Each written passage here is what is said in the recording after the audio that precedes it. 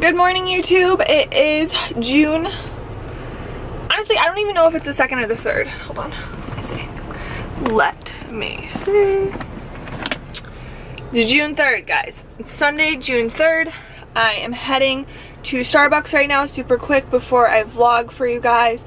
I'm just gonna get a coffee because I have to have caffeine in the morning.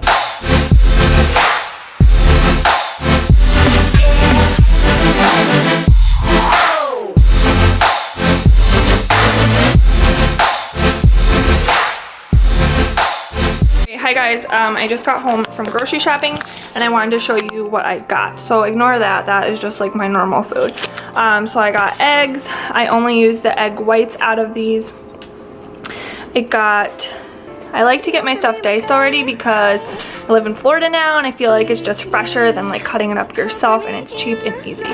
So I got diced red onion and then green onion because I love it. And I even got diced tomato for my salad so I don't have to cut it up because I'm lazy. And then I got lettuce. I usually have an English muffin every day, so today these were on sale. Green Wise Plain, 24 carbs. And then I also got cinnamon raisin because they're only $2. And this one is 27 carbs. So, and then I saw someone talking about this cereal, Cinnamon Brown Sugar Crunch Special K, so I'm gonna try it. It's only 20 carbs or something like that, and it has protein in it. Not saying that makes it healthy, but I like to have a range of foods so that I don't crave things. And then I get almond milk, unsweetened original, and that one has 2 fat, 1 carb, and yep, less sodium. This is the popcorn I've already talked about to you guys that I get and I have for snacks at night. My life's a mess. Raisins, buttered popcorn rice cakes, nothing special. Cooking spray. I got a Jello packet, sugar-free Jello packet to make instead of buying them singular. Red Hot wings. This one has a lot of sodium but like no actual calories, so fine. I got oatmeal, maple and brown sugar, reduced sugar, which I told you guys about. My low sodium taco seasoning. And then I got Joseph's flatbreads, which I get for my wraps. I have a wrap every day with like chicken. These are 14 carbs. And then I got healthy vegan bites. They're those cookies. Mad good. So yeah, I try to get some healthy things, some fun things, but all of it like fits and is low calorie. And then I got these for the week to just change things up a little bit to have a different snack. I've had them before. I got lightly salted. Come on. Focus. Got it. And then I got the regular, and then I also got white cheddar. So we'll see. So that's all I got today, and then I got some sugar-free Powerade Zero. So there's my groceries, guys, and then I obviously have hella chicken in the fridge, and this was just like what I needed for the week.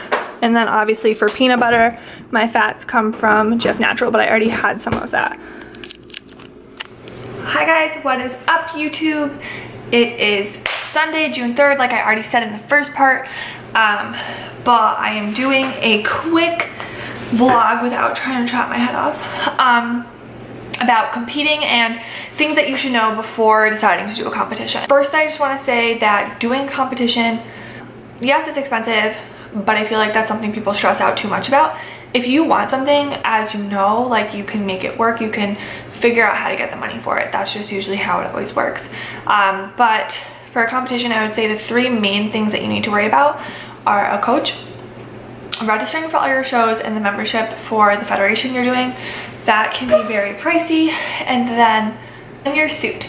So as a girl, I feel like those are the 3 things that you should worry about, but there are ways to save money in doing that. So the first one, a coach.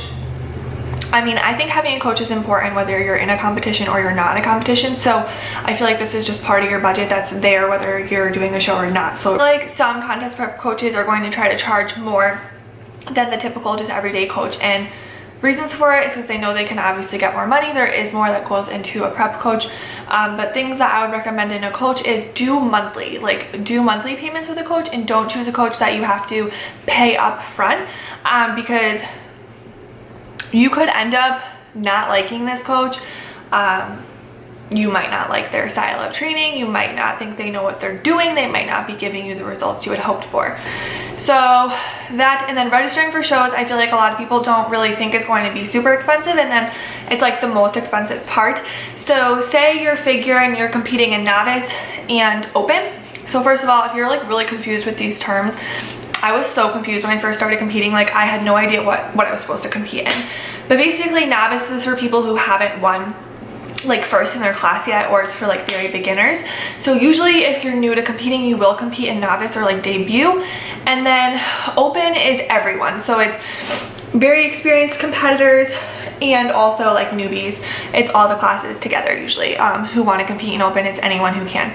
So anywho, each division or class that you decide to compete in is like usually $50 to $70 itself. So say you're doing 2 classes, that's $100. And then if you're competing in, it depends what federation you're competing in, but in my experiences, to even get a membership for that federation, that's at least $100. So every year you have to renew your membership. So if you're doing like NPC, OCB, WNBF, there's a bunch of different federations.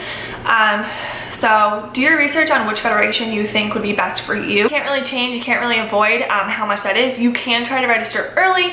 Sometimes there's discounts if you register early, but I don't know if I always recommend that, because what if you're not ready for that show and you have to like switch your plans last minute and then you already registered. So the last third most expensive thing for a female, I guess I should have included the tan in this part, but I guess it's like beauty. Your suit, my biggest recommendation would be to borrow or rent a suit from a friend or from someone from a company or something like that. I've bought suits in the past, and what I've noticed is, yeah, it's nice to buy a suit and pick the colors you want and like choose it, but it's expensive and it ends up just sitting in your closet, because it's not like you're gonna go to the beach with this bikini on. So it literally just sits there except for show day. And then if you're anything like me, you're gonna want a new one every year or every show, every season. You're not gonna wanna wear the same one for 5 years in a row.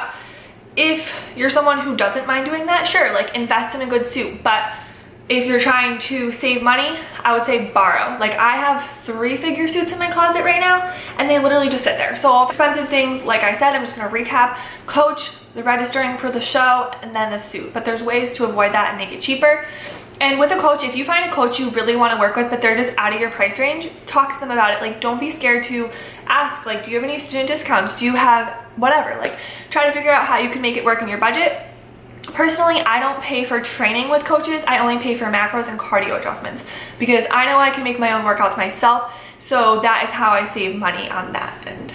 Think about the expenses. That's my tip number 1. Tip number 2 is know how time consuming it is. Like, know what you're really getting into. So personally, I do like 27-week preps. That is extreme. Most people do like 16 to 20 weeks. Some people even do 12 weeks, but know what you're getting into. So those weeks, you're 100% supposed to be committed to your show and trying to bring your best package to the stage. So that means doing your workouts, doing your cardio, doing your macros, weighing everything you eat. And with that, sorry guys, my hair is like pissing me off. With that, people are going to question you and like not understand what you're doing. So know that if you're about to do a competition for the first time, know that you're not necessarily going to get the support that you wanted from other people. So personally, sorry to my family if you're watching this, I go through a lot with my family. They don't support what I do. They've never really supported me even dieting.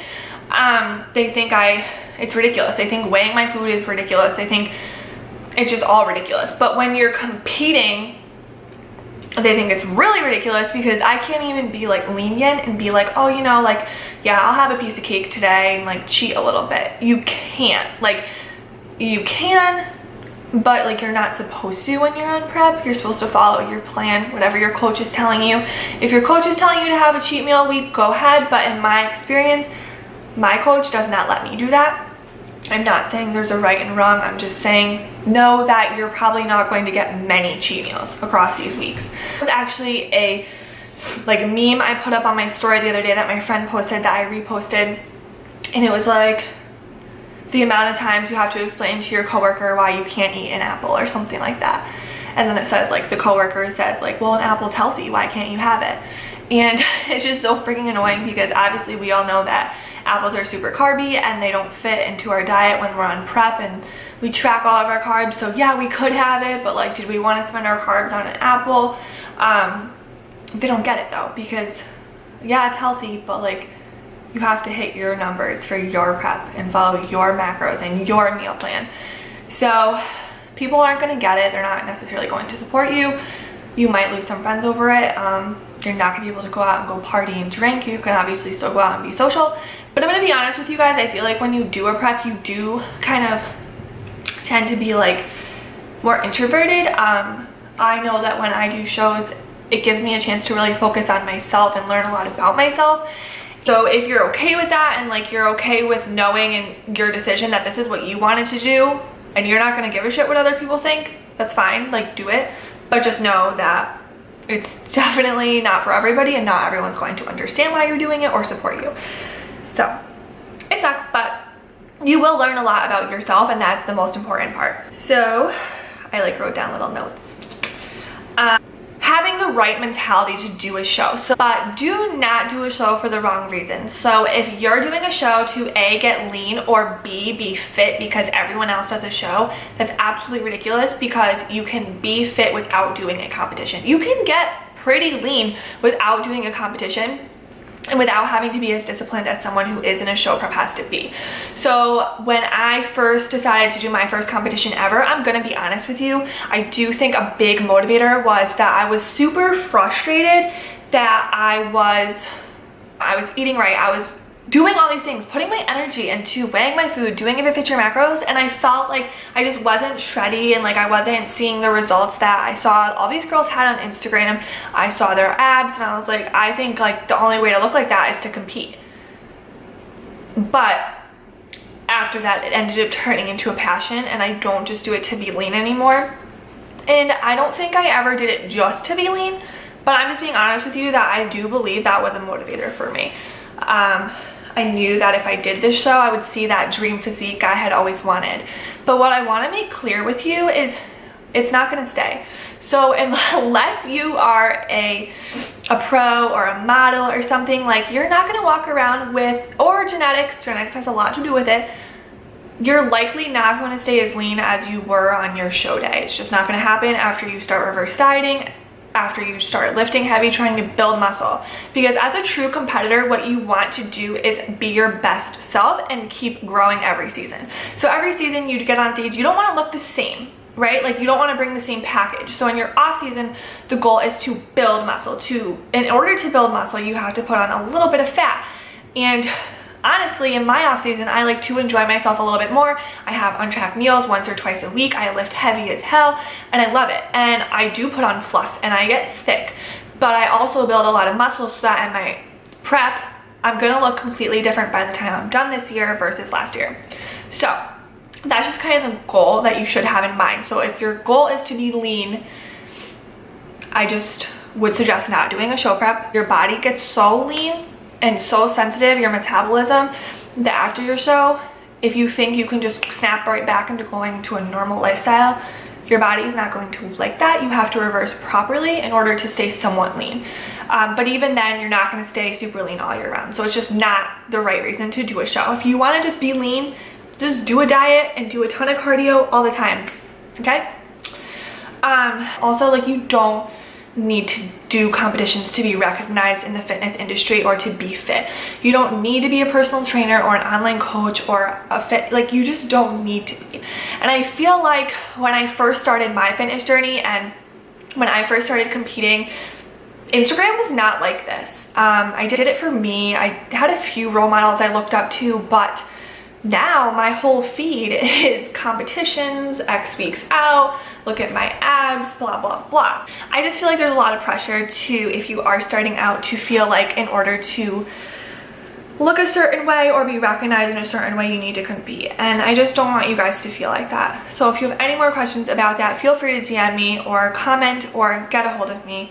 My email is in the description. So I just don't I don't think that's right, and getting into this lifestyle is a big decision, and it will change your life, because after one show you're likely going to want to do more. You need to know what you're getting yourself into before you do. I feel like I talked about a lot of the things that you need to know before you start a competition. Just some basics, like you're gonna be doing a lot of cardio likely, unless you're like already super lean and such, but I've had some very hard preps. My body, according to multiple coaches I've had, is just not a body that you can give minimal cardio and lots of food and it's gonna get shreddy. It's just not. I have to do a lot of cardio. I have to drop really far in food, low calories, and I just want to say, like, gonna be really tired a lot, especially towards the end. You're going to, honestly, every time I do a prep, like at the end, my hormones are just like, not to be like weird, but they're just like going everywhere, and like you are a little bit moody, but I also feel like your just like mentality changes, your priorities change. You're gonna figure out who you are and like what you want and like what's most important to you. And during a prep, when you're doing a prep, you also don't want to like lose the relationships that you have. So you don't want to get so invested that like you can't even like talk to your friends or spend time with them. If they're good friends, they're gonna understand that you're busier because you are prepping, and like hopefully you have a few friends that will be your cheerleaders and be your supporters. I know that my friends in Connecticut, they didn't compete themselves, but they were so supportive and they would come to every show of mine. One of my best friends, she came to every single show I've ever done, and like thinking about doing a competition without her there now is like so sad now that I'm in Florida. But this is just off topic. But yeah, find your group of people, find to support you. Know that not everyone's going to support you. You're gonna need those people though in your life for the days that you are like questioning everything, because you're gonna do that. If you're a type of person who's obsessed with the scale, obsessed with what you look like, obsessed with how much you eat, if you have any past eating disorders, body dysmorphia, anything like that, I really wouldn't recommend doing a show, because I feel like you truly do need to be okay with who you are right now in order to do a show. To be okay with this body and love it for like what it does for you, and be okay with having a little bit extra fat and stuff on your body.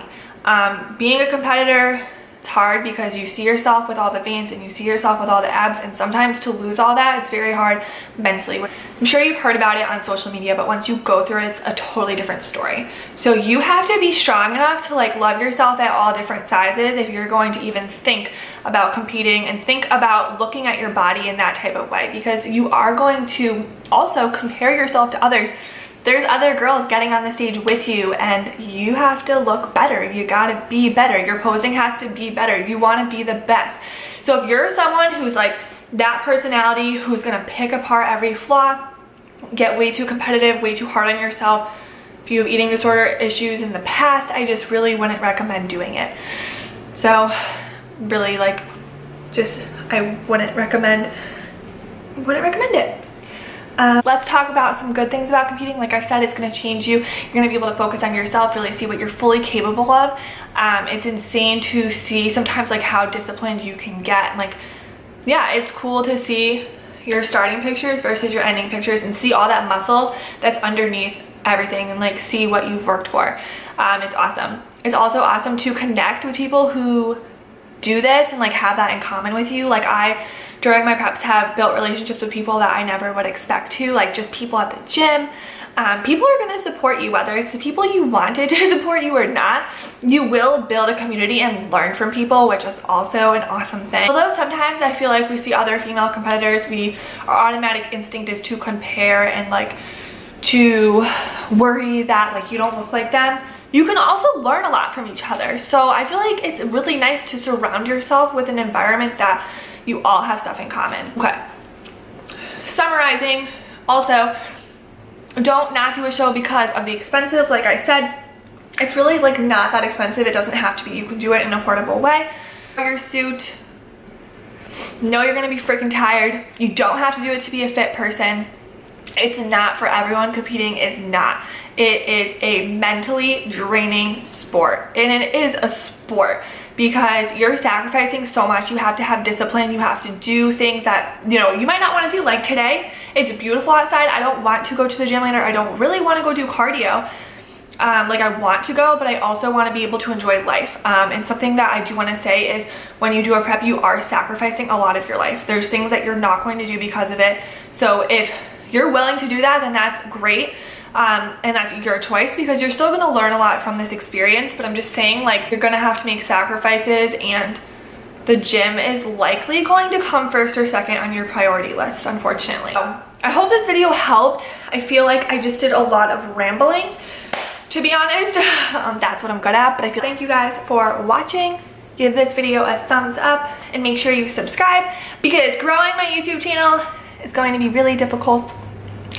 But I'm gonna keep chugging, because in some way, shape, or form, I hope I'm helping at least one person out there. And ultimately, that's my goal with my YouTube. And I feel like I've been a little bit off subject, but I've been getting a little bit discouraged because I'm like, my Instagram has grown. Like, how do I get my YouTube to grow? I want to reach more people, blah, blah, blah. But my real goal is to only help, at least help, and like get content out that's going to help somebody.